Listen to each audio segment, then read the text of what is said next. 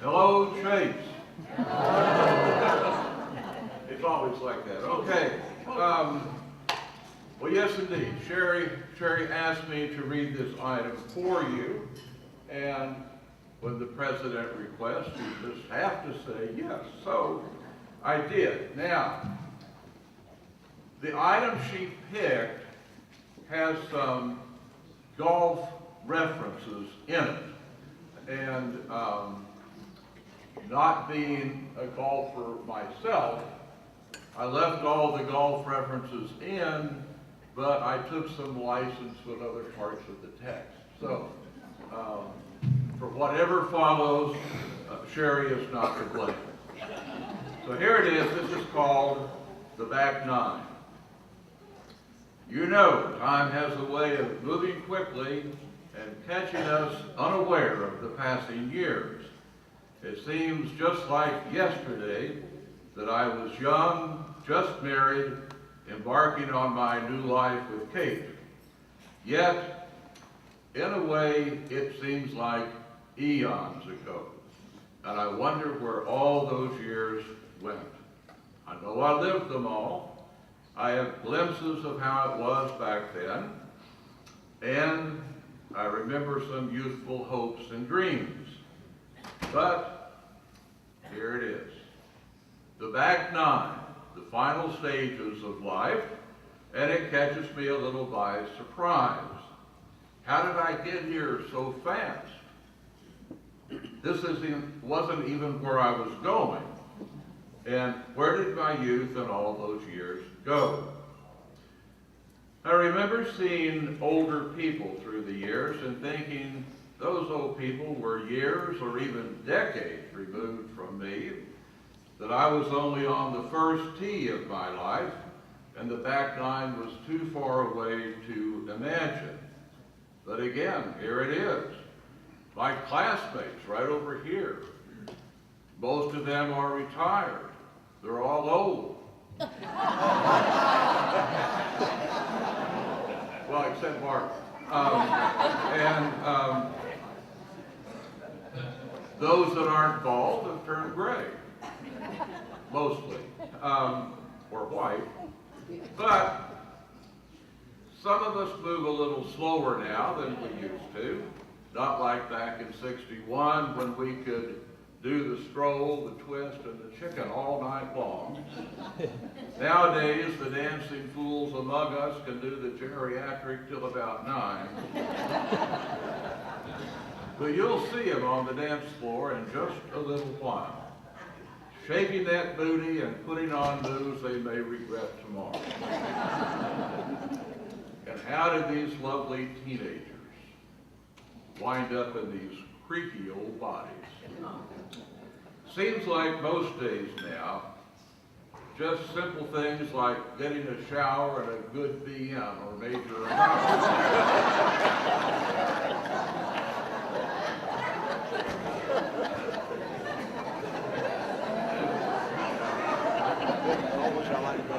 I know that was cheap, the BM joke, but I knew it would work, so. You gotta have a nap. You can lie down in the afternoon and do it the right way, or just fall asleep during NCIS. Now, some of you younger folks who haven't been out of high school more than 25 years or so, you may not be on the back nine yet, but you're on the way. And you may be farther along than you think, but maybe you're surprised at some of the aches and pains that are showing up and a little decline in strength and energy. Don't put off doing the most important things in your life. Now, when we were finishing high school, here at Chase, for a good many of us, elsewhere for some of you who are Chase cats but did not graduate here, we had dreams about what we would accomplish during our lives. You may have dreamed about success in college sports, having been a jock here in high school, maybe the Olympics, maybe professional sports. or that you would be the recording artist to make us forget all about Elvis. Maybe you wanted to be a cowboy, a firefighter, an astronaut, a riverboat gambler, an Eagle Scout, maybe a doctor, a teacher, a coach, or to do well in business, manage a large company, maybe become rich. Maybe you've made your dream a reality. If you've got an Olympic medal or a state record in the pole vault, or if you've got that Eagle Scout medal, congratulations, we're all happy for you. Your diligence and persistence in achieving those things are an inspiration to the rest of us. Or like many of us, maybe you did not reach that dreamed of goal. Well, so what if Elvis is still the king? He ought to be, probably. We hope your singing has brought you pleasure and that you are still singing for joy. Now you may think the back 9 years of your life are still some time away, but you can never be sure. We have no guarantee that we'll see all the seasons of our lives. You've seen the bumper stickers, life is uncertain, eat dessert first. But we do have this time, we have right now, we have today, to live our lives as well as we can, to share our lives with friends and family and also with strangers. Pardon me, I can't read well. Here I go. We have this time to be a teacher, to be a learner, a student, to pitch in, to lend a hand, to see the good and to refrain from complaining, to do and say the things for which we would hope to be remembered, not only by the people that we know and value the most, but also by those unseen and unknown observers, often children, who see what we do and follow that example, even if we didn't intend to be setting an example. So don't worry if you haven't won the Nobel Prize or played Major League Baseball or been named the Gardener of the Year. It would be a wonderful thing to be remembered as a really good neighbor. One who gave a hand to the young couple next door, who delivered hand-baked cookies or banana bread to the new family down the street, to someone who volunteered with the community theater group, the local food bank, maybe the youth sports programs. Or it would be a great thing to be remembered as a grade A dad or a wonderful mom who really listened to the children, who set sensible limits while being patient and encouraging the kids' growth, who was reliably there for the kids or the grandkids, piano recitals, their class plays, and their sports activities.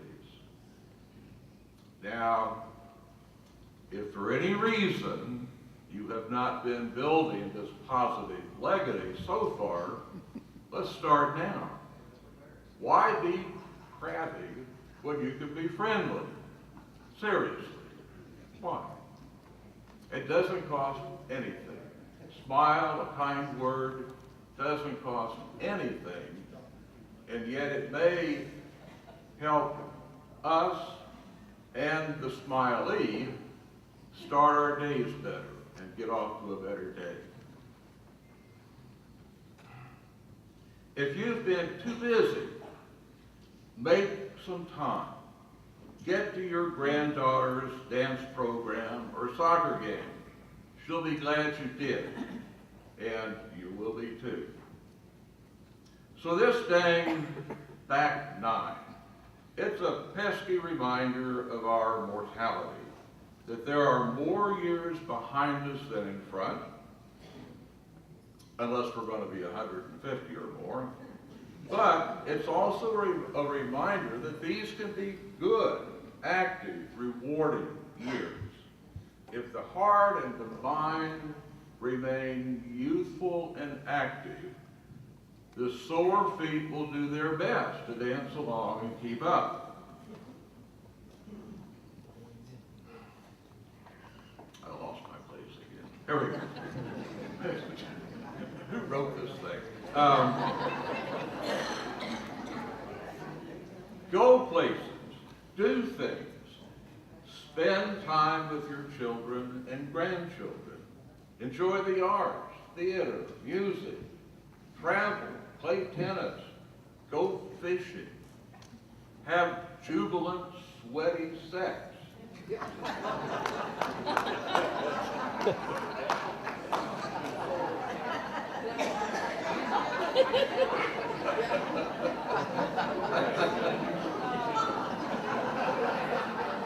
can see the points where there was some license. And do it now. Okay, wait till after dinner. But don't put the truly important things in life off. It goes by so quickly.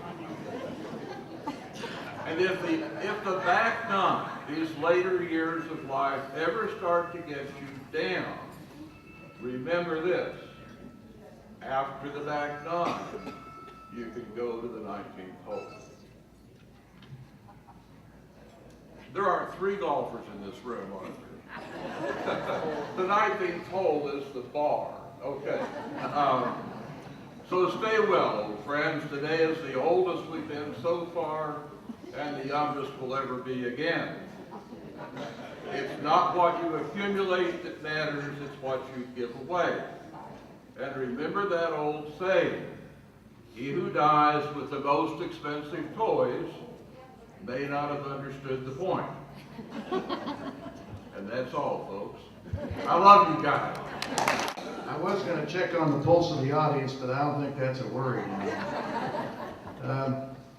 And I'd say good evening. And many of my remarks tonight about this activity and Chase High School are topics very dear to my heart. And so I'm going to be reading more than I want to for that reason and for the fact that I'm nervous. I thought I had a sport coat when I left, but it'll show up somewhere. And you know, when you get gray hair and glasses like me, you start to have memory issues that cause life to be more interesting. Anybody out here know anything about that? If you're not admitting it, it looks like somebody should. And I expect you are. But in any event, it's also more difficult to speak to a group that you know or know a lot of people in than it is to a group of strangers. And so I guess it's better to talk to a group of people that you do know rather than a strange audience. You're not. You know, when I was growing up in Chase, I wasn't somebody that was born here. I came here when I was 4. And I had 2 real serious concerns, or they were concerns to me as a youth growing up here. Number one was that I'd lose one or both of my parents during the time I was in school. And that happened to friends of mine and others in Chase. I know I certainly was concerned about that possibility and actually worried about it. The second one was that my dad, who worked for an oil company, would be transferred away from Chase to someplace else like many of my friends had growing up in Chase. We started in Chase with a class of 42 or maybe 43. By the way, my mother was the first grade teacher of all of those kids, and most of you, or those of you that were young enough to be. In any event, I was concerned about leaving Chase. It was a place that I loved and I wanted to stay. Anyway, I've already told you when I was asked to speak, and I didn't have a clue what I was going to talk about, so I made up some things. And I said, how about the topic of why I come to this activity? We're here, so maybe you'd like to know why and I would bet money that I come for many of the same reasons that you do. Following along here.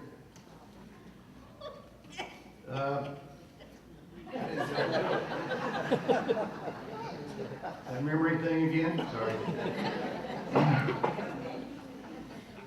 Okay. And I understand, again, because I didn't remember what other speakers had talked about, that some of you might not be listening quite as attentively as you might have if you'd been in Mrs. Keith's English class, or Mr. Kaufman's biology class, or my mom's first grade again. So I assure you that I will attempt to follow Linda's advice, kind of. And again, my topic is why I come to this reunion. The short answer to that question about why I come to this is because it's a celebration. It's a celebration of Chase, the school, in a little town that Lawrence Clarkson called Chase, America. Now let me fill it out a little. Now Florence's book, Chase America, which I looked at quite a lot, by the way, I had a great time putting this thing together. It just brought back memories, and I had a smile on my face. My wife said, "What are you doing?" You know, by the way, she's at a wedding in Minneapolis. She'd have rather been here. That's not true. She's with her friends there like I am here, and I'm glad to be here, and it was an easy choice not to go to that wedding. Anyway, she called it Chase America. She didn't clarify it, but an interesting sidebar here. During World War II, I think 1943, Ray and Beth Morgan received a Christmas card from a Chase soldier who was stationed in North Africa. The card was simply addressed to Ray and Beth Morgan, Chase America. They got it. It's true. I think. Barbara Payne's dad, however, probably nailed it when he said that the name originated, he thought, in the oil boom days of the 30s and the early 40s, when Chase was in the middle of a very large and extremely productive oil field called the Chase Pool, or sometimes the Chase Silica Pool. And thus the influence and awareness of this little town attracted people from a large area all over the country to Chase America. Now growing up in Chase, everybody knew everyone and everything. I was at a cross-country meet recently, and on the back of some of these cross-country folks was a little sentence that said, "Faster than a rumor in a small town." Sounds familiar? Where else but in a small town like Chase would the clerk from the local liquor store, realizing he had overcharged you, would take the change home to your non-drinking parents?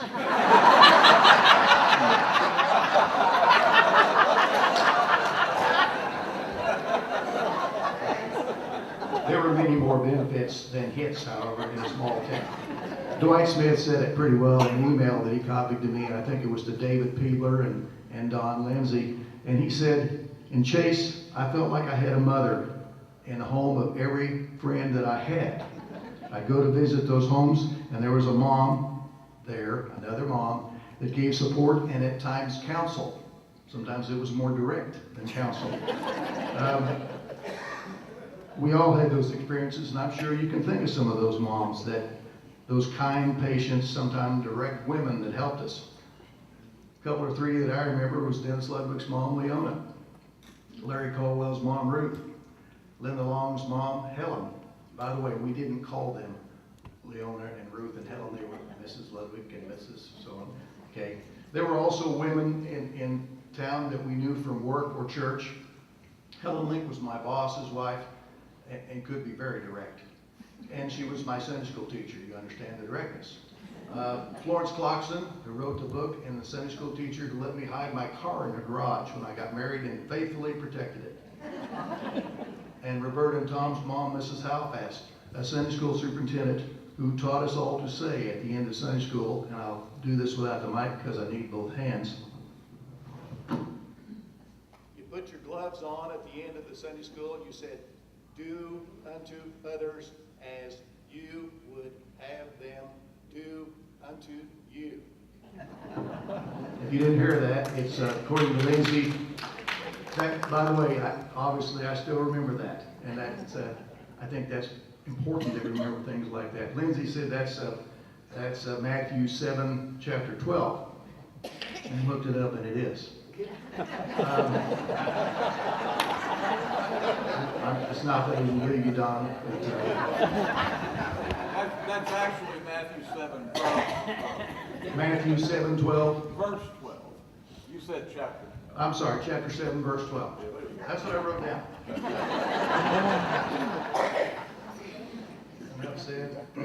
Anyway, there were not only mothers, but fathers that helped in the same way of our friends, and they helped guide us even in adulthood. As I learned when I went out to the Ludwig's house one time when I was home visiting my mom, and I took my young son, Chris.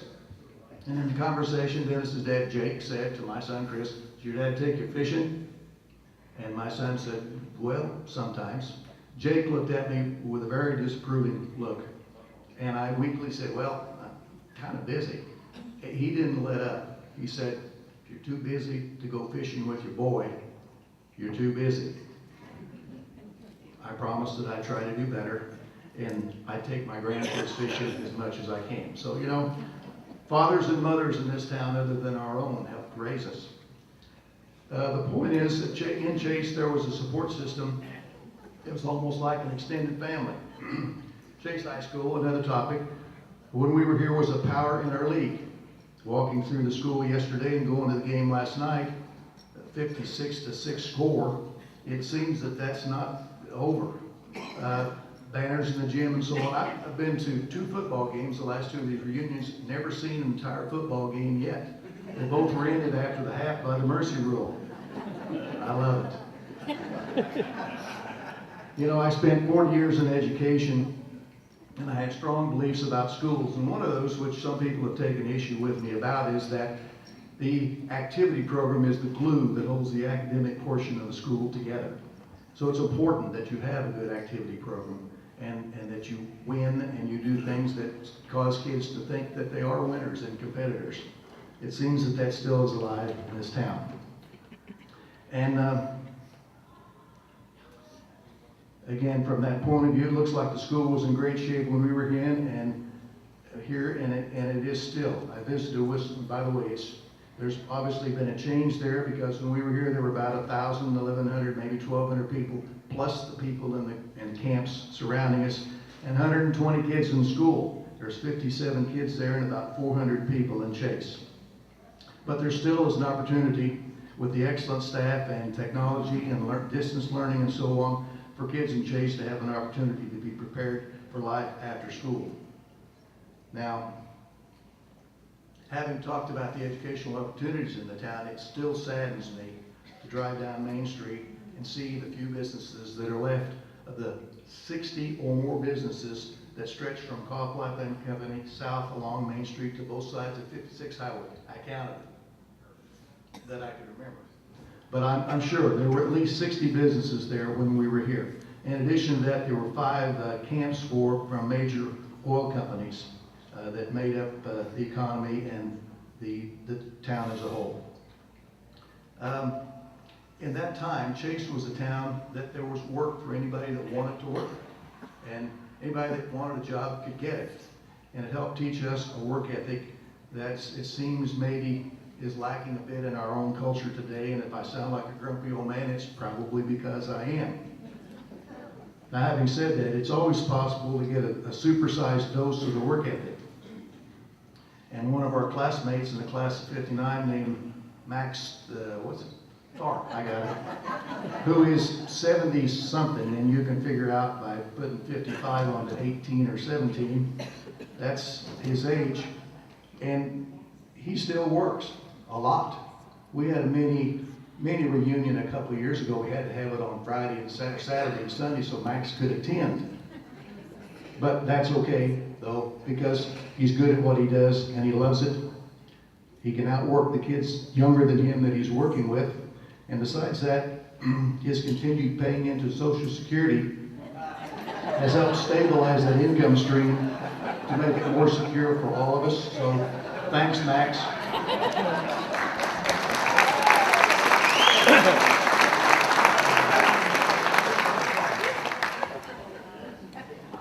Really, though, as the school song says, he learned to work here and he learned to play here. He does know how to play, and he remains a good friend, I hope. Another belief statement that helped guide many of us we learned in Chase.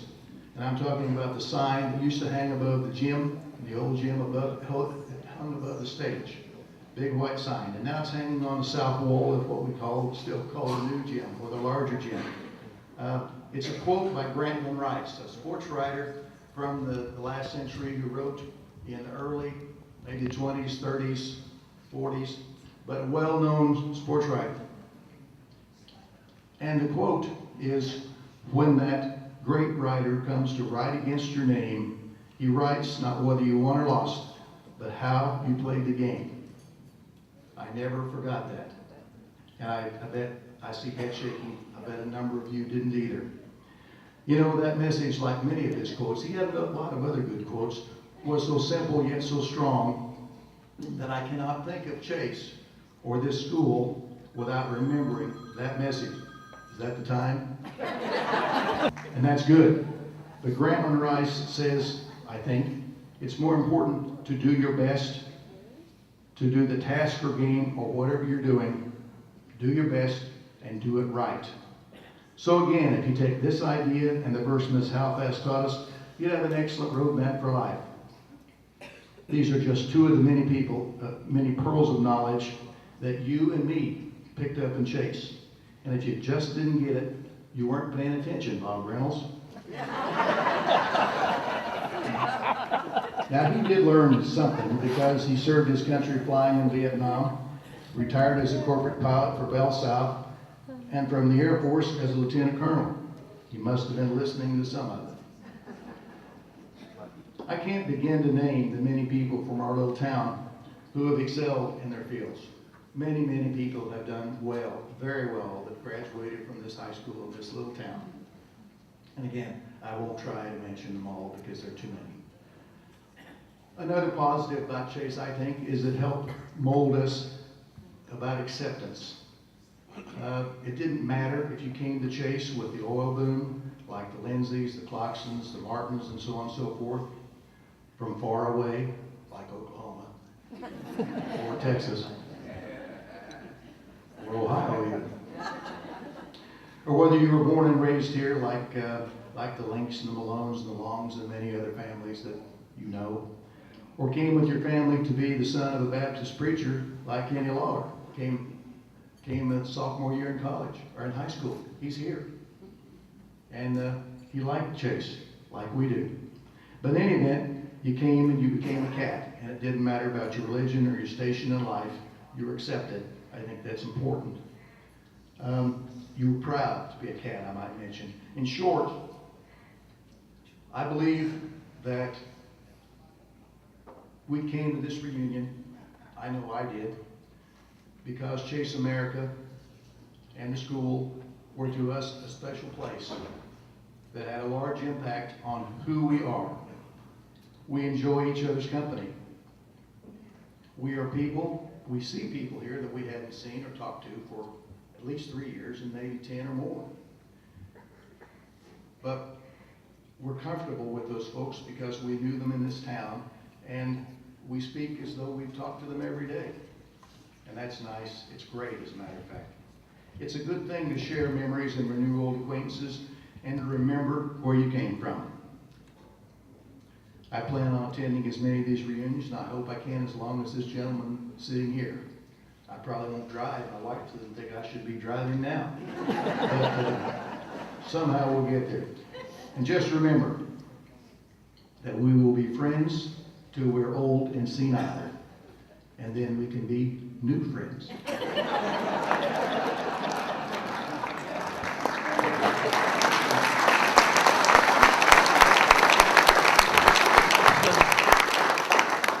I want to again thank all those who worked to make this activity possible.